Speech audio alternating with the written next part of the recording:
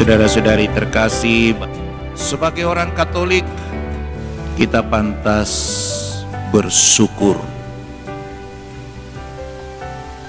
Boleh juga berbangga bahwa di dalam gereja ada perayaan Ekaristi, Misa Kudus, perjamuan di mana Yesus sendiri telah menyiapkan segala sesuatunya seperti yang dikisahkan di dalam Injil, dan kita semua hadir sebagai yang diundang turut serta di dalam perjamuannya. Dan menarik sekali saudara-saudari, bahwa di dalam perjamuan ini yang kita terima, yang kita santap, yang kita nikmati adalah tubuh Kristus dan darah Kristus dalam rupa hosti kudus, roti dan anggur yang telah dikonsekrasikan oleh tangan kami para imam di atas altar di dalam liturgi Ekaristi. Dengan konsekrasi, dengan pemberkatan atau pengudusan tersebut, hosti kudus benar-benar adalah tubuh Kristus, dan anggur di dalam piala ini benar-benar berubah menjadi darah Kristus.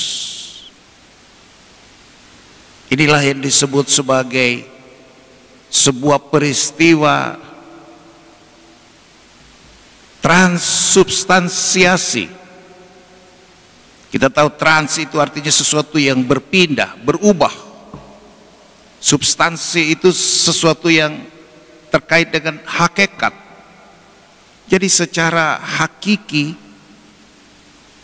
hosti dan anggur hakikatnya bukan lagi menjadi hosti anggur yang biasa, tapi itu sungguh-sungguh telah menjadi tubuh Kristus, telah menjadi darah Kristus. Sebagai orang Katolik, baik saya kutip bagi kita sekalian KGK.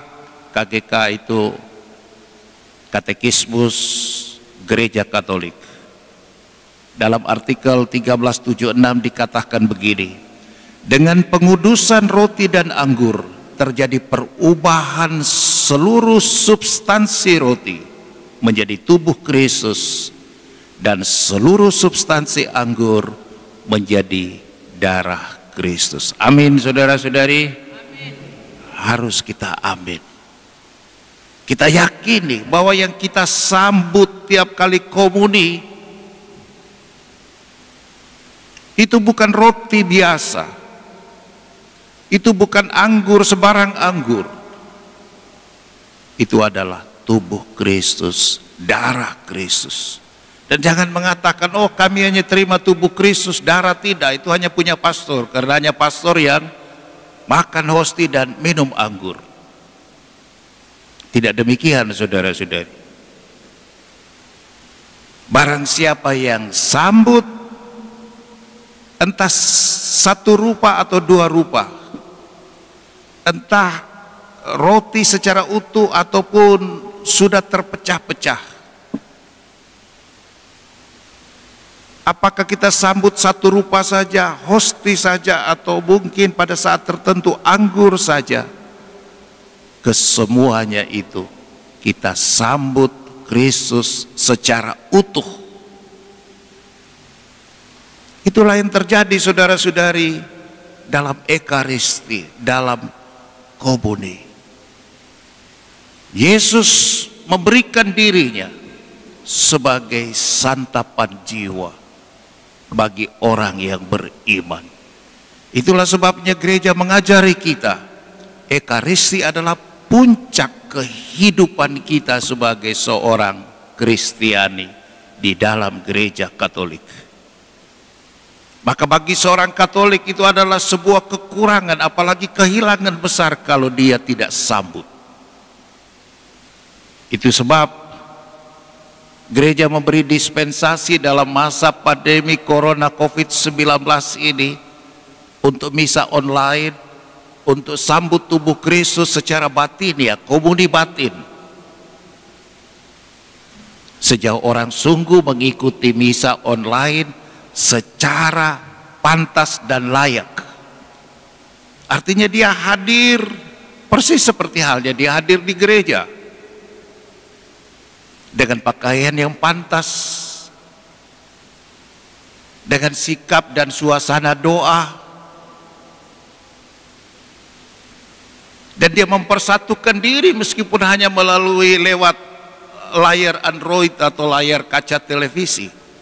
Dia mempersatukan diri dengan seluruh gereja yang merayakan Ekaristi. Itu misa online. Disitulah kita juga pada saatnya menerima Kristus meskipun secara batiniah, tapi Kristus hadir. Barang siapa makan tubuhku dan minum darahku, ia tinggal di dalam aku dan aku tinggal di dalam dia. Terjadi komuni, persatuan dengan Kristus.